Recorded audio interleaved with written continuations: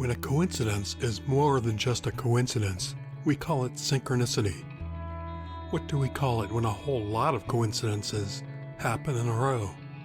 I call it persistent synchronicity. Everyone experiences coincidences. A long time ago, I started writing mine down, especially any related to my artwork. Recently, I decided to lay them all out and research them.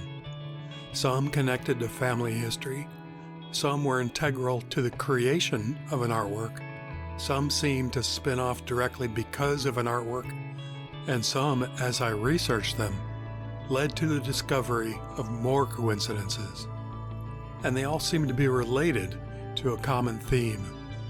I'm convinced they aren't random. There's a persistent synchronicity at work here. Where to start? Well, in the middle, obviously.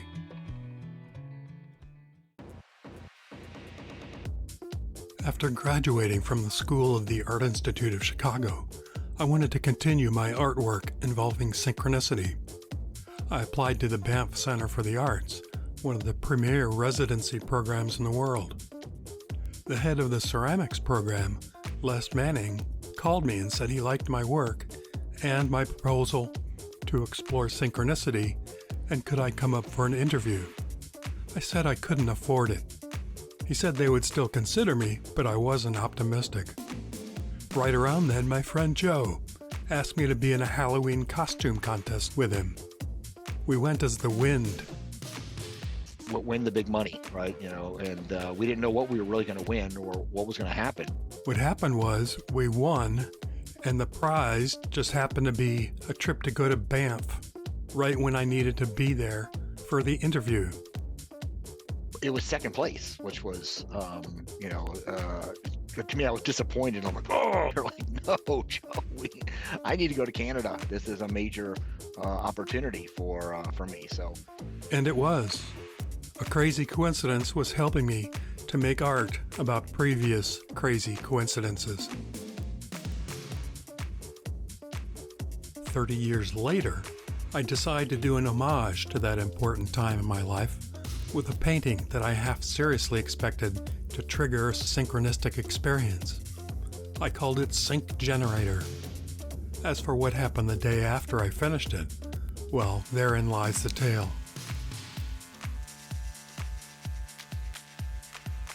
I was anti-war growing up, mostly because of my brother Mark, who was a conscientious objector during Vietnam. But it became deeper with an experience I had with my Uncle Chester in 1987. I wrote about it in 2002 after he had passed away.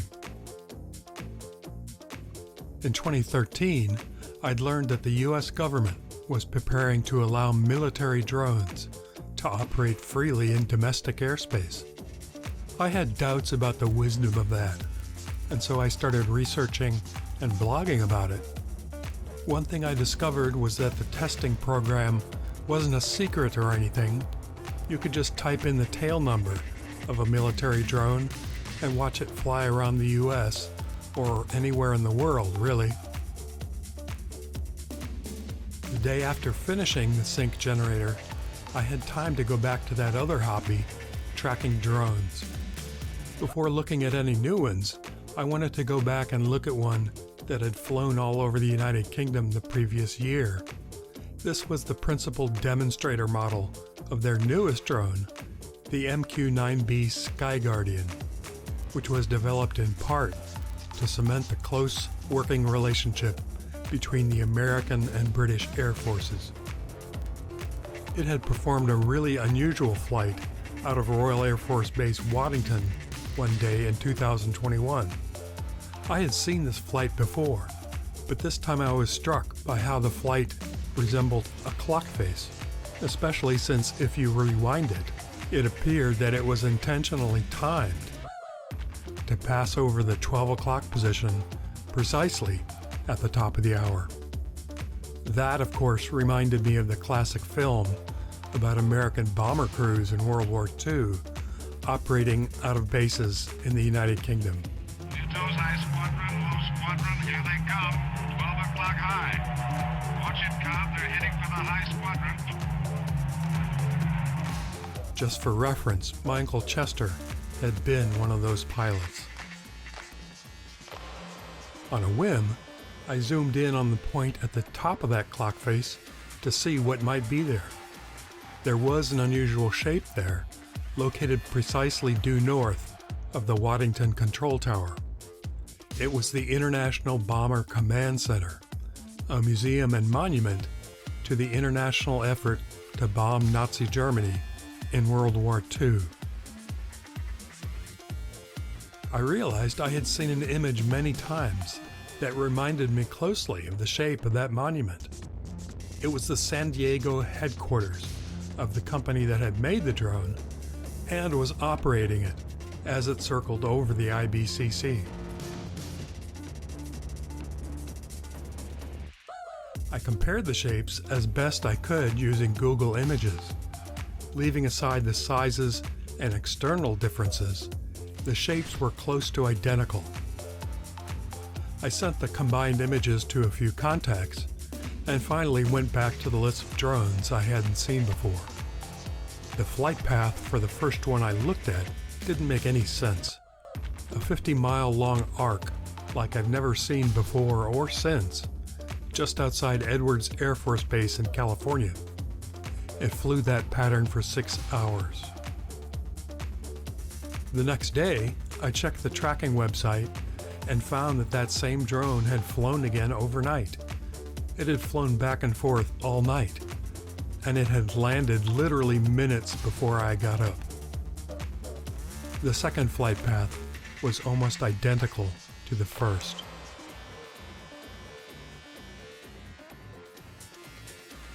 And those images I had been sharing just 2 days before, these two drone flight paths fit into them perfectly, making them complete circles, as if they had been drawn that way deliberately.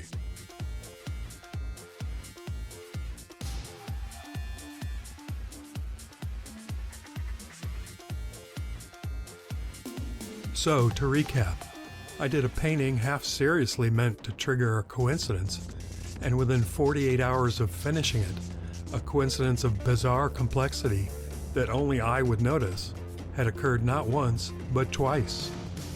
And it suggested a connection between my interest in military drones and that earlier coincidence featuring my Uncle Chester. I decided to take another look at it.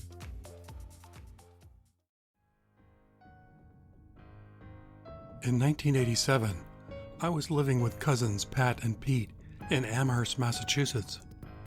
One day my Uncle Chester came for a visit. He led a very interesting life. He worked at IBM developing computer components. He was active in the Quaker community. And during World War II, he'd been stationed in England at an RAF base near the coast.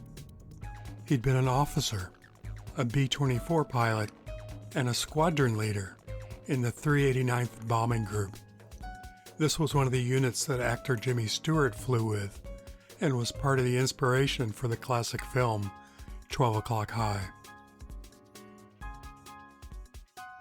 Pat, one of the writers in the family, persuaded Chester to tell us some stories about his experience as a pilot during World War II.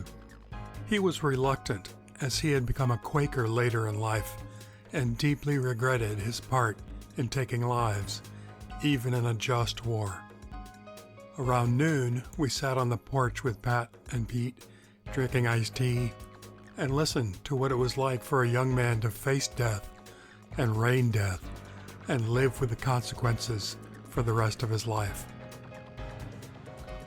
Finally, Chester told the story about an especially difficult bombing run over the German town of Ludwigshafen. He didn't like talking about it, as he knew that they must have killed many civilians. After a pause, Peter said quietly, "You know, my family is from Ludwigshafen."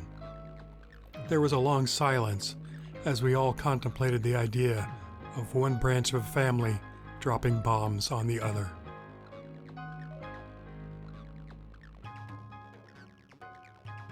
After it was all over, I did this drawing and tucked it away.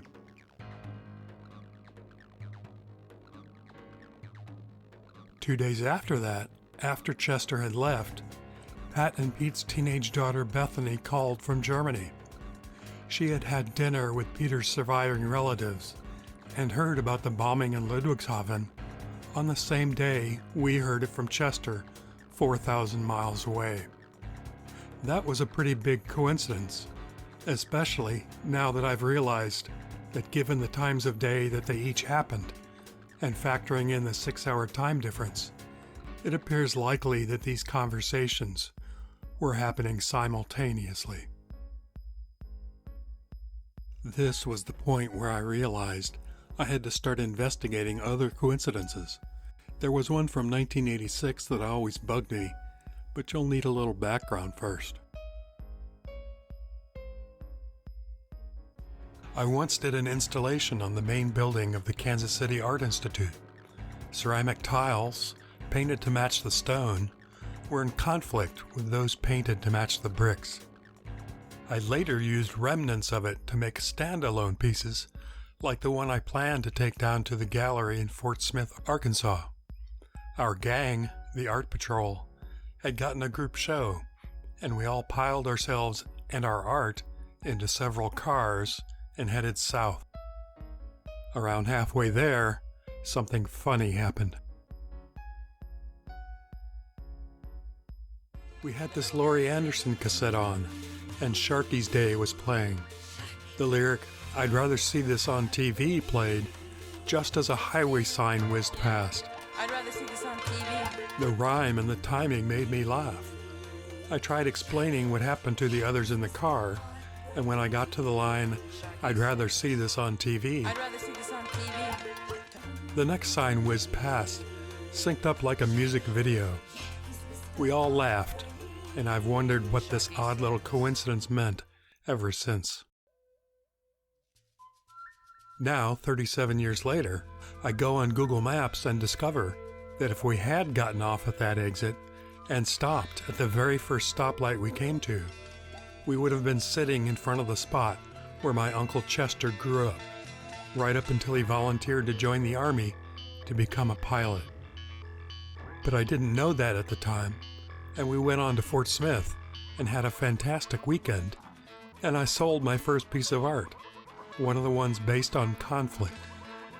This would be a recurring theme, the conflict imagery and the coincidences that kept happening in connection to each one.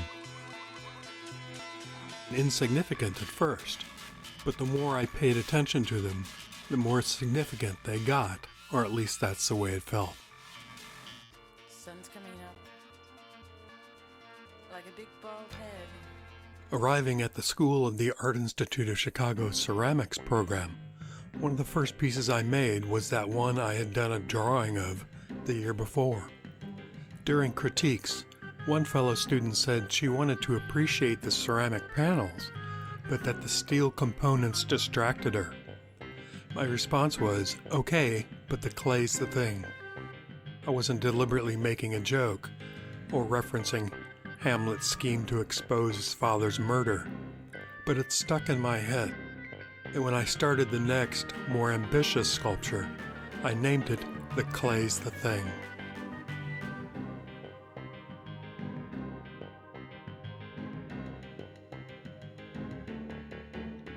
I had finished most of the sculpture, the last part being the slip-cast salmon. Since I was making so many, they had me mix an entire batch of the casting slip myself. I followed the recipe for 400 pounds of slip, but at the end, it wouldn't work. The slip was the wrong consistency by a lot. I had to dump it out and start over. The second time, the same result. This was getting really frustrating. I sat down with all the instructors and the ceramic department technician to try to figure out what I was doing wrong. I'd followed the casting slip recipe precisely, but it just wouldn't work. Suddenly, one of them asked, "Wait, which fire clay did you use?" I told her I had used the Mexilloy fire clay, as instructed by the ceramics tech. They all looked at him, and he hung his head. I said, "Well, there's the problem. You need to go back and use AP green fire clay." and he had substituted a fire clay, and I immediately realized that that particular fire clay was a very fine particle size and would give lots of problems in the way a casting slip behaved. No, you have to go back and use the AP green fire clay. After I switched to the AP green fire clay, the casting slip worked perfectly, and I was able to finish the sculpture, The Clay's the Thing. Some months later, while reading some family history from my Uncle Robert, I learned that my father had been able to go to engineering school in the first place because of a scholarship from the AP Green Fire Clay Company. He had originally studied ceramic engineering, but with the war starting, that turned into military engineering.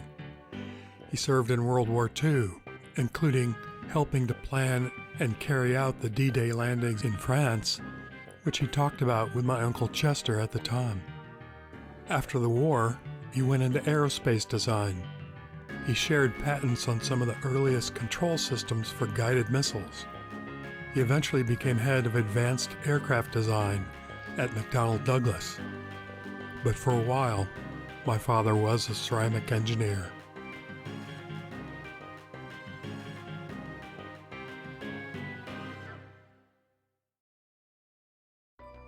At this point in 1990 that I realized I needed to focus on making art about synchronicity. I applied to go to Banff, and you know how that turned out. Here's what happened when I went up for that interview. I hitchhiked from the ski resort down to Les Manning's office at Banff. I sat down, and this was the interview. "Well, you're in, okay?"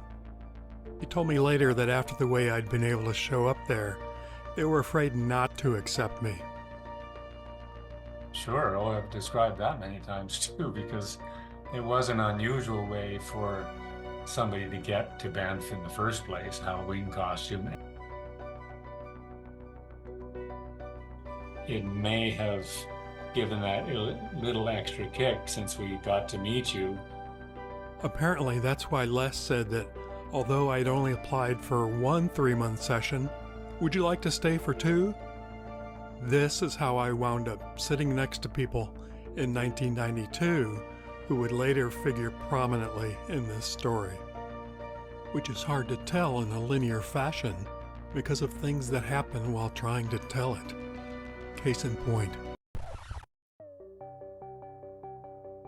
In 1987, I learned that my father had been a lead designer on the Minuteman missile. I had only ever heard his job described as experimental aircraft design, so learning that he had helped develop America's first ICBM was a surprise. I walked over to the university a few blocks away to clear my head. In one of the galleries, there was a video of an artist talking about her father having worked on Cold War-era nuclear missiles too. Now, 2023, for this project, I try to track down the name of this artist. I call a museum to see how to do that and get Jennifer Lynn, collection manager, on the phone. I tell her why I was looking for this artist. The video about her father, my father, Minuteman missile, synchronicity, my father was a ceramic engineer, etc. And I really wasn't prepared for what she said next. My father also worked on the Minuteman missile. I said, my father also worked on the Minuteman missile, and he was also a ceramic engineer. For me, I don't hear about many people who know or know what a ceramic engineer is. So it was pretty interesting, but it was pretty strange to hear you say that. You had mentioned copper. You were looking for copper Gilleth, and I don't think you knew that was who it was at the time. And I've known Copper since the late 80s, around when that exhibition happened, and that you were looking for. I was able to talk to Copper, and she confirmed that her father had worked on Cold War-era nuclear missiles, so that made 3 of us. Furthermore, he had landed on the beach at Normandy during the war, just like my dad. I'm still pulling on that thread. Meanwhile, back to the months leading up to my Banff residency.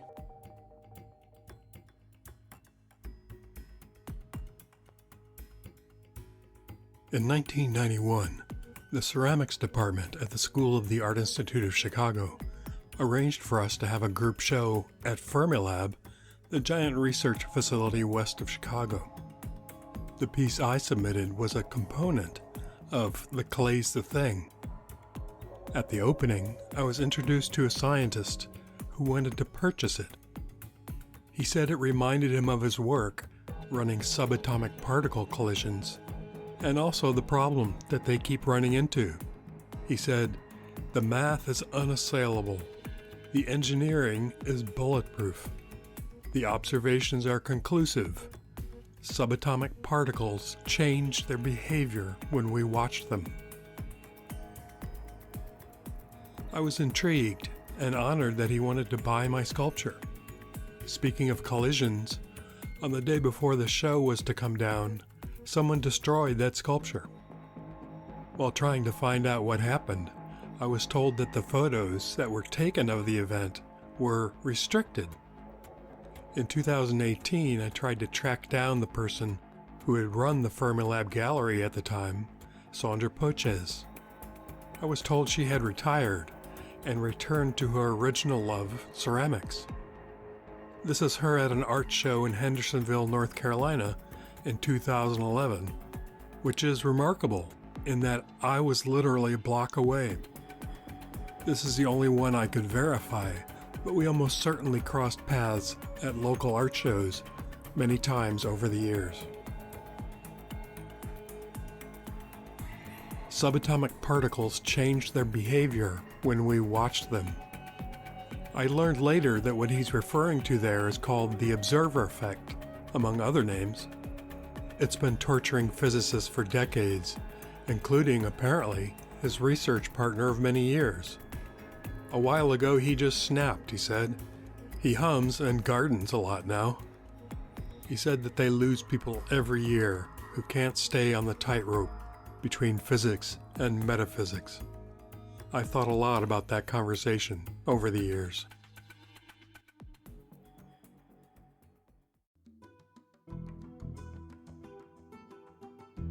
The installation I eventually finished at Banff and showed there just one time was called My Father Was a Ceramic Engineer.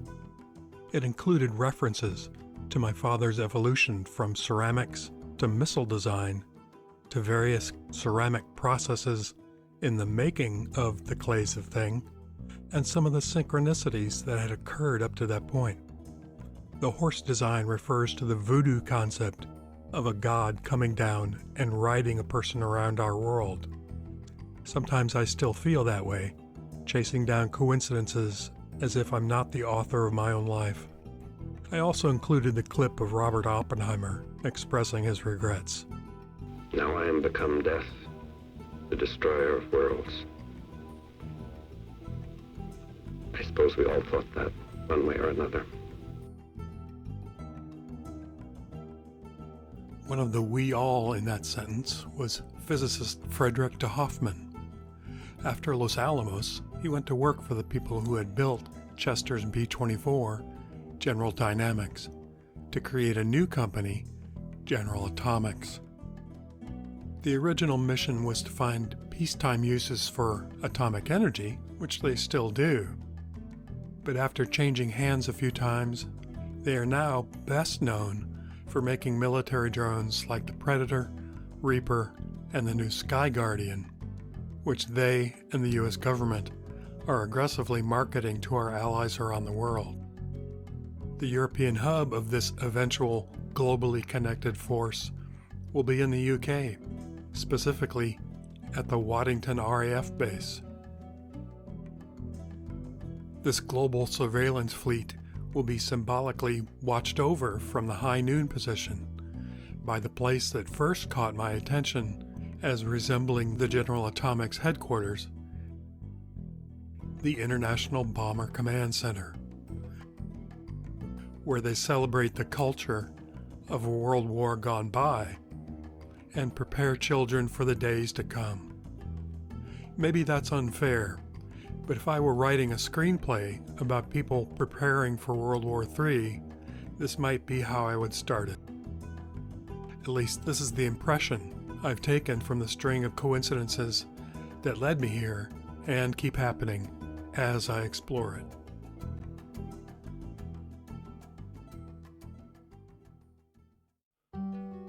It was the first day of my second session in the Banff ceramics department. There were 10 of us from all over the world.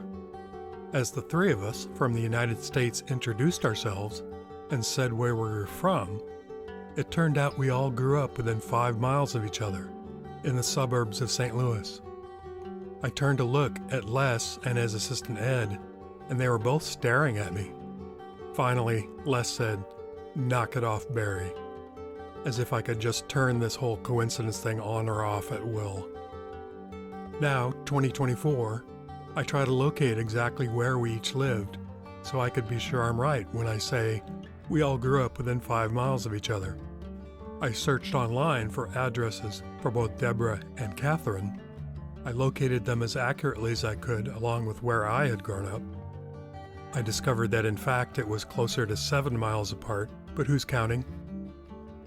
Then, I don't know why, it occurred to me to do this with that Polaroid that someone had taken of us 32 years before.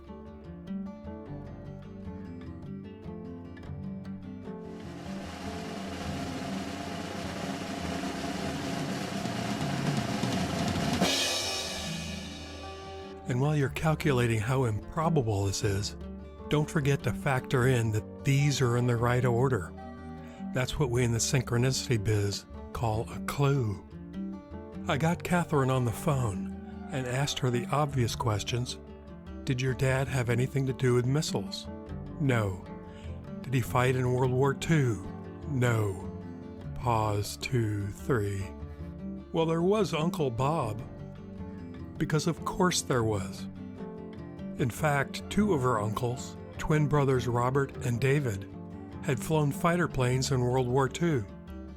Furthermore, their squadron had flown fighter escort for B-24 bombers over Germany. And yes, that squadron had flown fighter escort on many of the same missions as my Uncle Chester, including that fateful raid over Ludwigshafen. But it doesn't appear that they ever all flew at the same time. Robert was shot down and captured by the Nazis one day before David joined the squadron. David was later shot down and killed, which is why Catherine didn't mention him. She never knew him. Her Uncle Robert lived a long life and retired in Hendersonville, North Carolina, a town just down the road from where I lived in Asheville. I must have driven past his place hundreds of times. If I'd met him before he passed away, would that have helped me understand all this better? Because I could sure use the help. Having the universe intrude on your art, your life, your family, in ways that are sometimes good, sometimes not. And underneath it all, a hint of danger, or tragic, or hopeful. Something important that I should be focusing on. I just know that there's a puzzle here, and I'm scratching in the dirt, occasionally tripping over a new piece, in spite of myself.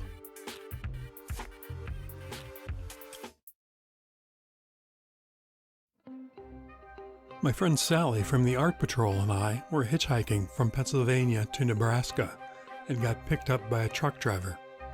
Somewhere in Illinois, I was doing a crossword puzzle. One clue was, small town in Illinois, 5 letters. I looked up in annoyance, like, what a stupid clue. The very second that a sign whizzed by on the highway. Oh, Paris.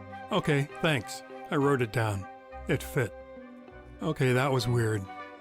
So now, years later, I've decided to check it out. I went online to see if there was any connection to my Uncle Chester like before.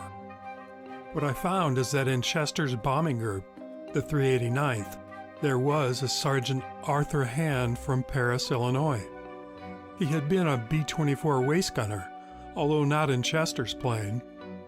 Speaking with Arthur's relatives, I found that he had been on that fateful mission over Ludwigshafen, and they said he spoke of it often.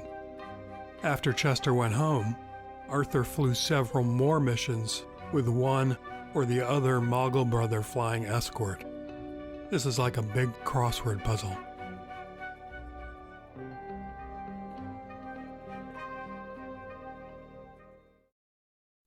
And just a word here about the long gap in this timeline. In the 1980s, back at the Art Patrol, we used to raise money at festivals by selling people Polaroids of themselves as great works of art. Mind you, this was long before cell phones or Photoshop. I started doing the same thing when I needed money in Chicago, walking around festivals in Grant Park, right across the street from the Art Institute. I could make $200 a day. Eventually, I was doing it more for fun than for money. People loved it so much, and the whole thing inspired in me interesting questions about the role of art in our lives and vice versa, the role of the observer in art. In 1996, I was working on the plans for a large stained glass window that incorporated those themes along with synchronicity. I had the final drawings ready to start building when our family was struck by tragedy with the death of my brother Mark. The meaning of the design changed for me dramatically, and I never wound up building it.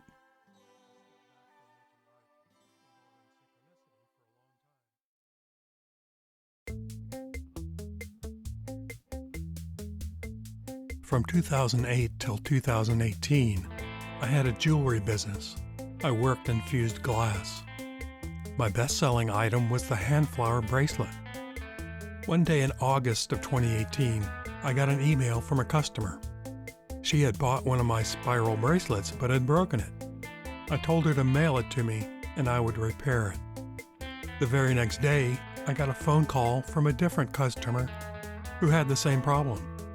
She lived in the Augusta area where my next show was, so she said she would see me there. In the meantime, the first customer's bracelet arrived in the mail. I replaced the spiral, although in a different color, and mailed it back to her. At the Augusta show, the woman who had called showed up and handed me her broken spiral bracelet. I replaced her spiral and forgot about it until I put the two together. It was cut from the same glass, broken in exactly the same place. I'd made over 1,000 spirals in dozens of colors and never had even one come back broken like this. Now here are two, cut from the same glass, broken in the same way, and they'd contacted me virtually on the same day. Later that same day, two things happened. The first customer emailed me to say she'd received a repaired spiral bracelet and how happy she was with it. At the same time, a giant spiral was destroying my booth with high winds at the Augusta show. This would be my last outdoor show after 10 years of touring. Closing up my business contributed greatly to going back to making art about synchronicity. One thing I now had time to do was a large painting based on that window design, and then the sync generator, which I'd also designed many years ago. The coincidences that immediately followed, however obscure and bizarre they were, confirmed for me that this is real. Despite my joking around, I know I'm not some kind of wizard. Synchronicity happens to us all, and this persistent synchronicity, as I'm calling it, probably happens more than we realize. You just have to be open to it. My hope is that laying it all out here will help someone else figure it all out someday. Has anything like this happened to you?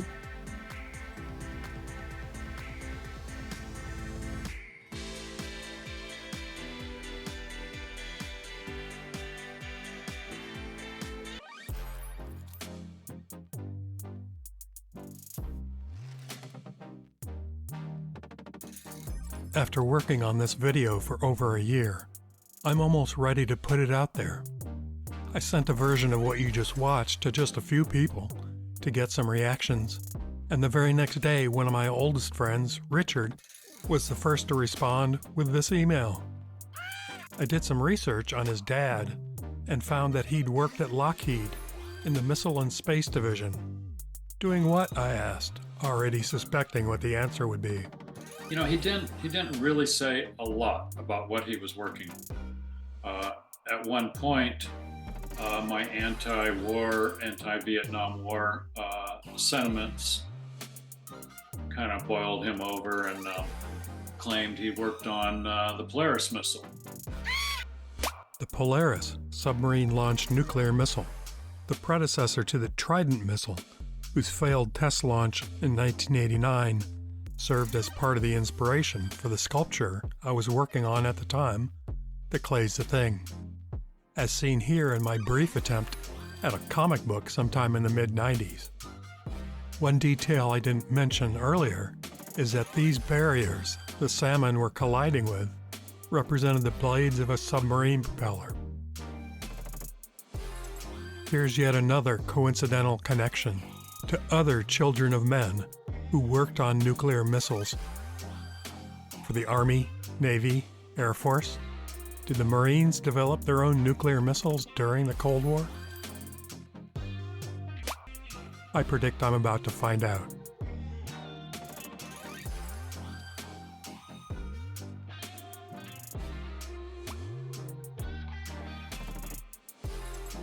Of course, should be said, the meaning could just be knock it off with the bombs and the missiles and the bombs and the rockets and the bombs and the drones and the missiles and the drones and the drones and the drones and the drones. Just saying. I saw you and I thought, man, that's the coolest costume I have ever. You know, you guys were famous for months after that.